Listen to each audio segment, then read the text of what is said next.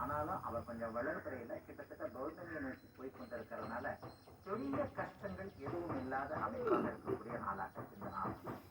ஐயா, பெரிய கஷ்டங்கள் தான் இருக்காது, ஆனா கஷ்டங்களே இருக்காதுன்னு சொல்ல முடியாது.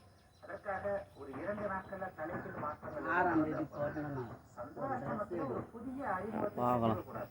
இந்த நேரத்துல மனம் கொஞ்சம் தெளிவில்லாம இருக்கும். இந்த மாதிரியான நேரத்துல ஒருத்தரை நம்பிடக்கூடாது.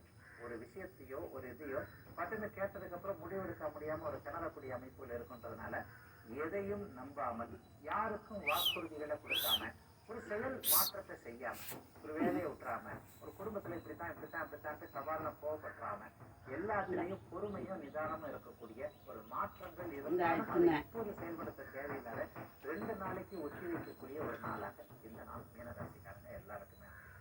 பெரியவர்கள் கைப்பொருளை மறப்பீங்க, மறதி அதிகமாகும். பெரியவங்க என்ன சின்னவங்க எல்லாருக்குமே சொல்றேன், செல்போனை மறந்துடுறது, செல்போனை எங்கேயாவது வச்சிடுறது, அல்லது செல்போனை பறி கொடுப்பது, திருட்டு போற அமைப்பு எல்லாம் இருக்கும். அதனாலதான் எதுலையுமே கொஞ்சம் கவனமா இருங்கன்னு சந்திராசிரமத்துல சொல்லுவோம்.